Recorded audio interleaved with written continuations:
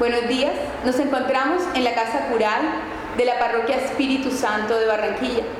Hoy contamos con dos hombres maravillosos, el Padre Charly García, sacerdote audista y párroco de la Iglesia Espíritu Santo de Barranquilla, y con su hermano gemelo, el Pastor Luis García, de la Iglesia Capilla Calvario Gracia de Lima, Perú. Buenos días, Padre y Pastor Luis, ¿cómo están? Es una gran alegría poder estar compartiendo por todas las personas que nos ven a través del website de la Parroquia Espíritu Santo. Este sea un mensaje y un testimonio para demostrar que a pesar de las diferencias, seguimos llamados a un mismo Cristo. Saludos a nuestros hermanos colombianos, a todas las personas que nos ven de todas partes del mundo. Bueno, hoy tenemos unas preguntas para ustedes. ¿Cómo llegó cada uno a los caminos del servicio del Señor? Tú fuiste el primero. Bueno, yo fui el primero. Estando en la universidad, un compañero me invitó a un club juvenil, que era un club juvenil interdenominacional, y la intención era atraer a muchachos que nunca iban a pisar una iglesia o que estaban lejos de la iglesia a unas actividades juveniles. Es ahí donde yo tengo un encuentro personal con Dios. Y en este club juvenil norteamericano lo invito a Carlos. El padre Charly no era padre y no era tan santo en ese entonces. Y me hizo 6 veces la vida miserable porque se burlaba de mi nueva adquirida religiosidad. Pero Dios fue bueno.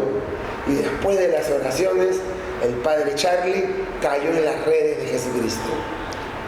Me desesperaba, me molestaba que en la religión, yo era universitario, yo me había encontrado con los grandes filósofos existencialistas y me molestaba que en Cristo estuviera la respuesta del hombre, no en Nietzsche, no en Marx, no en Marcuse, no en los grandes filósofos contemporáneos de ese entonces, que marcaban al hombre como el centro de su propia vida.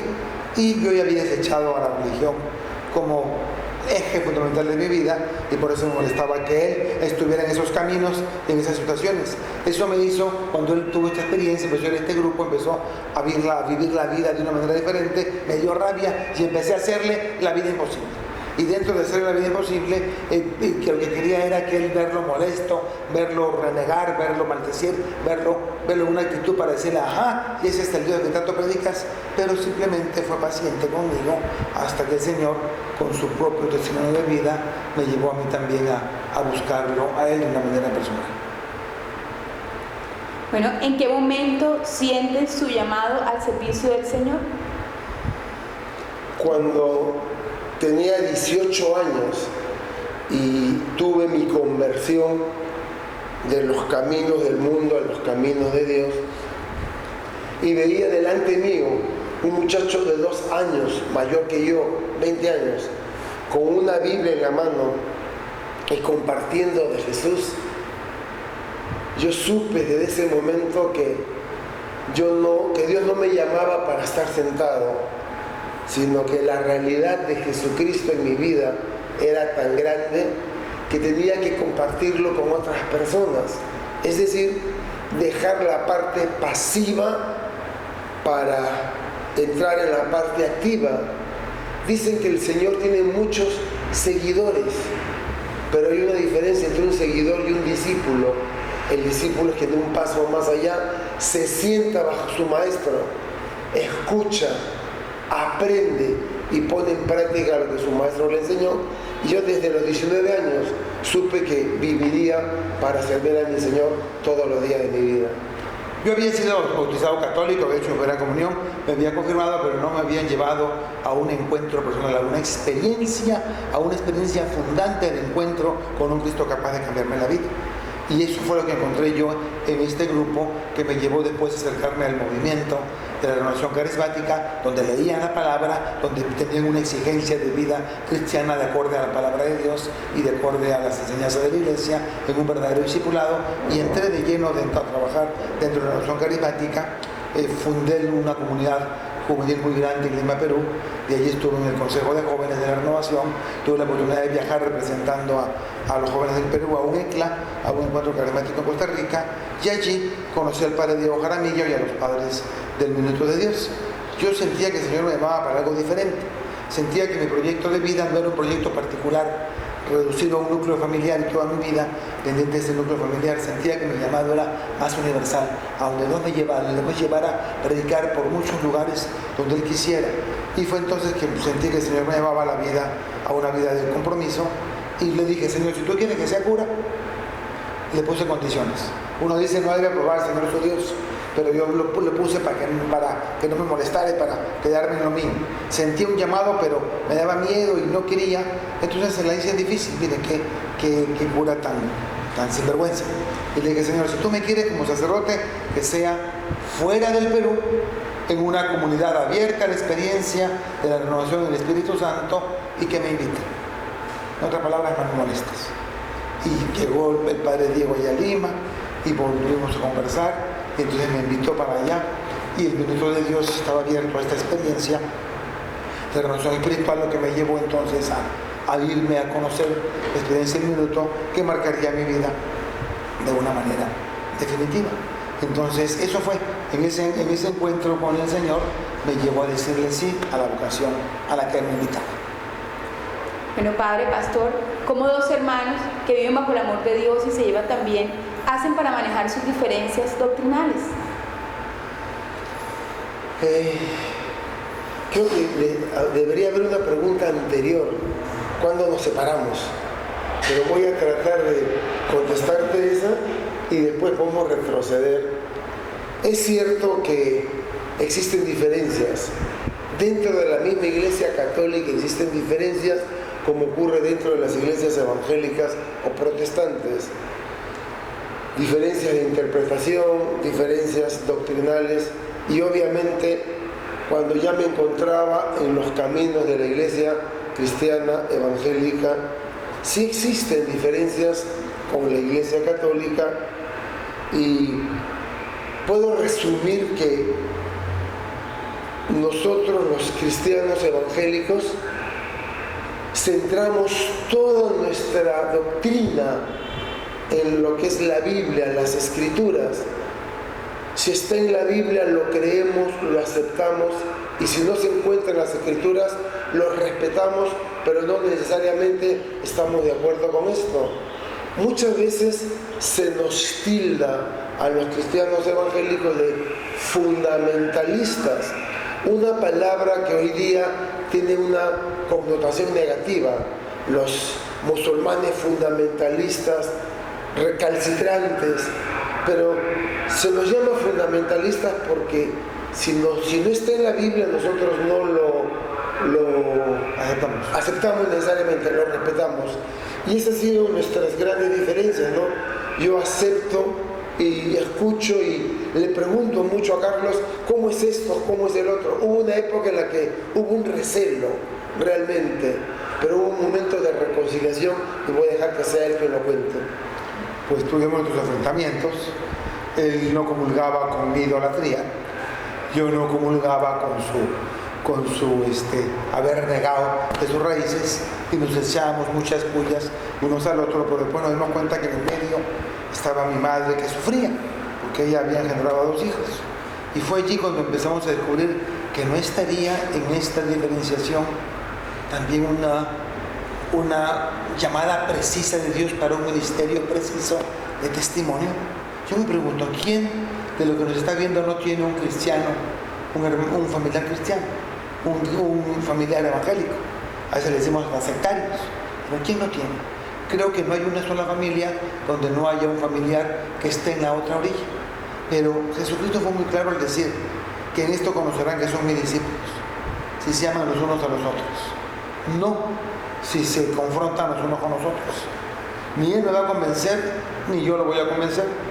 Hay momentos en que Lucho viene con argumentos muy sólidos, venía para decirme algo, y yo con argumentos muy sólidos quería explicarle la verdad y desvelarle la verdad, y nos damos cuenta que ni yo lo iba a convencer a él, ni él me iba a convencer a mí. Entonces optamos por el respeto en las diferencias. El verdadero diálogo ecuménico no es juntar lo que nos une y olvidar lo que nos separa. No, porque lo que nos separa forma parte constitutiva también de nuestro quehacer en el mundo, de la misión que el Señor nos ha dado.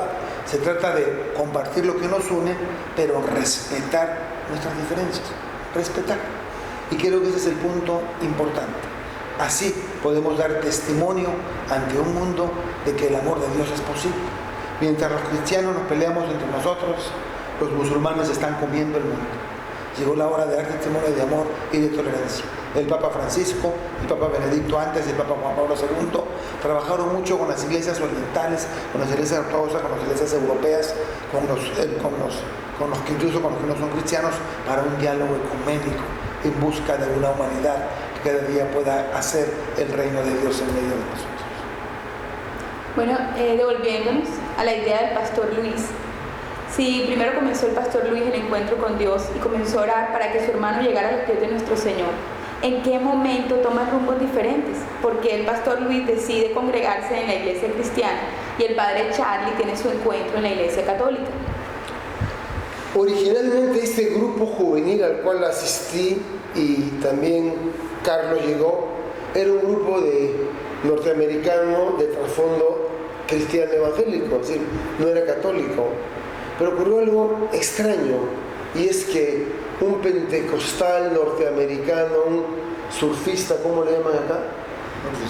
Un surfista, Dios le dijo, ve a Perú y predica el evangelio, y él con su barba larga, su pelo largo y su tabla hawaiana fue a las playas de Lima a dar Biblias, no hablaba español. Un muchacho lo invita a este grupo juvenil y él llega al grupo juvenil y tuvimos una experiencia que un grupo de nosotros nos fuimos a celebrar el Año Nuevo a un campamento a la playa. Y este norteamericano se nos unió y él no hablaba el español, el traductor, el muchacho que hacía traductor, no pudo ir y uno de los días parece que este señor norteamericano dijo, quiero orar por ustedes. Y todos y cada uno de los muchachos que estábamos ahí recibimos la experiencia de Pentecostés, que dentro de la Biblia se le conoce como el nombre del bautismo del Espíritu Santo. No sabíamos qué había pasado. Tuvimos una experiencia similar a la de Pentecostés, con signos, con señales, pero no teníamos el trasfondo para saber si era o no era. Simplemente cuando se dio la experiencia y pasó, le preguntamos al norteamericano qué pasó. Y él señalaba su Biblia, Juan 16, y nosotros buscábamos Juan 16, Hechos 2, Corintios 12, 13, 14, Corintios 12, 13, 14. Él no habló nada ni nos indujo a nada, él simplemente oró y nosotros experimentamos algo. Cuando regresamos al club juvenil, nos echaron del club juvenil porque pertenecían a un grupo cesacionista que ya no cree en las experiencias del Espíritu Santo ni los milagros para hoy. Así lo que para ellos fue más fácil fue fuera. Así que nos encontramos un grupo de muchachos de 19, 20 años sin conocer, sin saber nada, habiendo tenido una experiencia con Dios y una experiencia con el Espíritu Santo, ahora nos echaban a la calle y no conocíamos y no sabíamos por qué. Es allí cuando Carlos ve en la televisión un anuncio en el que un señor con barba decía: has tenido tu encuentro personal con Jesucristo, ven al cuarto encuentro católico carismático latinoamericano en el Colegio Carmelitas. Fuimos y descubrimos que la experiencia que habíamos tenido nosotros era común o había ocurrido también dentro de los carismáticos o los católicos renovados. Y así es cuando ingresamos todos nosotros a la renovación carismática católica. Años más tarde, pasar la diferencia, Carlos siente su llamado y se viene a estudiar a Colombia. Nosotros nos quedamos, pero hubo problemas y quiero hablarlo de todo corazón. A veces, cuando hay enfrentamientos en alto nivel entre la jerarquía, injustamente pagan los platos rotos las personas que no debían. Y hubo un problema en la cabeza de la renovación en Perú, lo que hizo que este sacerdote que estaba a cargo fuera enviado a Alemania Y lo siguiente que ocurrió, todos los grupos de oración de la renovación, que eran muy allegados a este sacerdote, se les pidió que abandonara la renovación carismática. Entonces, yo me digo, fui echado de la iglesia evangélica, fui echado de la iglesia católica, un grupo de muchachos, 21, 22 años, que no sabían lo que ocurría, sin tener mucho conocimiento, un amor a Dios y un amor a la palabra. Y prácticamente en esa situación, estando Carlos en Colombia y un grupo grande, es que la iglesia evangélica nos abrió las puertas de par en par. Yo me pregunto, y quiero hacerlo a manera de exhortación, ¿tienes una relación personal con Jesucristo? Sírvelo donde estás. A los sacerdotes también quiero invitarlos a que seamos pastores, a que los busquemos, a que no pongamos etiquetas. Hay muchos sacerdotes que no les gusta tal movimiento o tal otro movimiento. Si eres pastor, tienes que servir a la iglesia en general y servirlo con alegría. No es posible que un grupo de jóvenes que tienen sed de Dios, en vez de ser acogidos, vayan a ser más bien rechazados. ¿Hasta qué punto estamos traicionando a nuestro carisma de pastores y de sacerdotes? El Papa Francisco lo decía con mucha claridad: el pastor tiene que oler no a Pierre Cardin, no a Tommy Hilfiger, sino tiene que oler a oveja. Y oler a oveja es irse a untar en donde están las ovejas, ir en busca de la oveja perdida.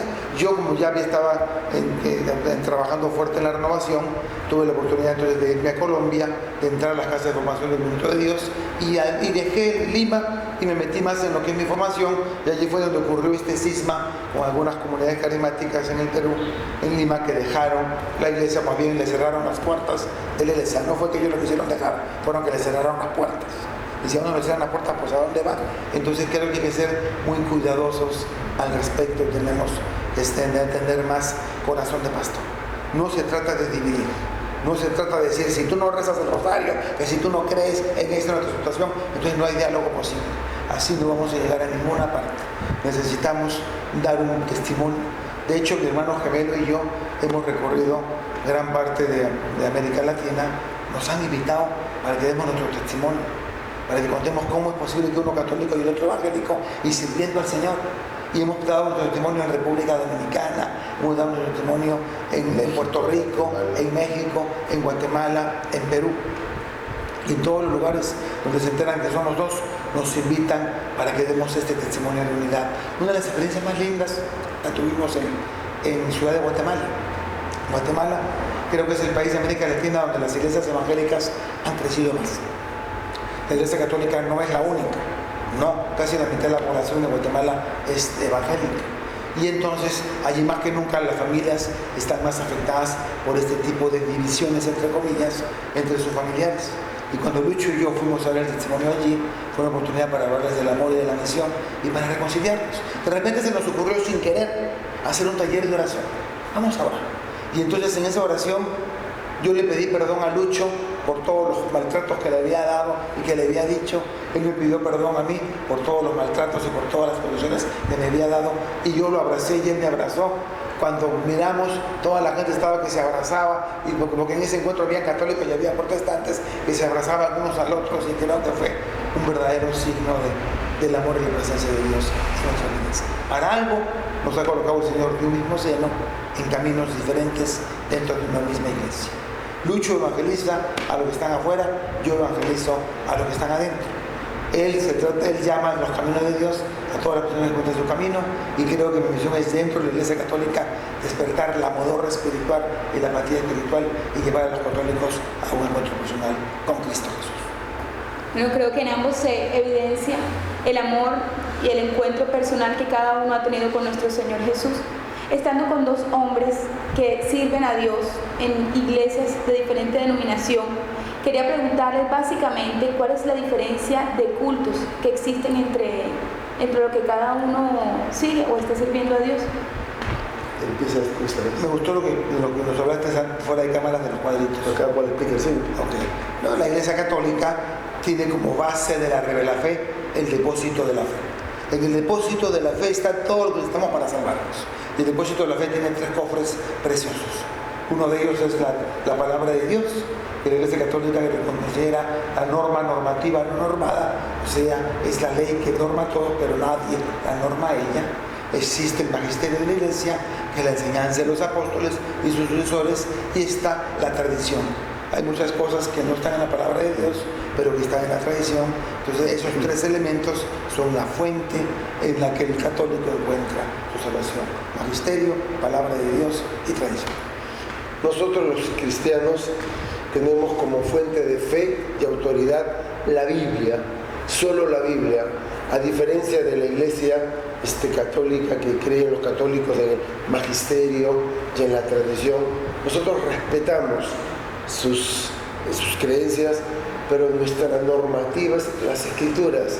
Si está en la Biblia, lo creemos, lo aceptamos, lo defendemos y lo vivimos. Santiago decía que no solamente había que ser oidores de la palabra, sino hacedores. Y creo que nosotros nos centramos en lo que está en las Escrituras y así es como actuamos.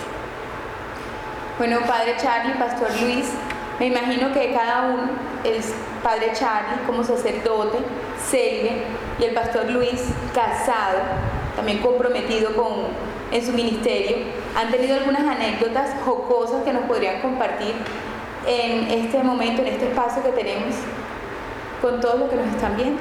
Lucho me vino hoy, que llegó aquí a estos días que estuvo aquí en Barranquilla. Ayer se iba con Nori, su esposa, para el centro comercial Buenavista, y yo le dije, por favor, no se tomen de la mano. ¿Por qué? Porque un incidente parecido ocurrió en Guayaquil hace un año, y quiero que sea Lucho que les cuente qué pasó.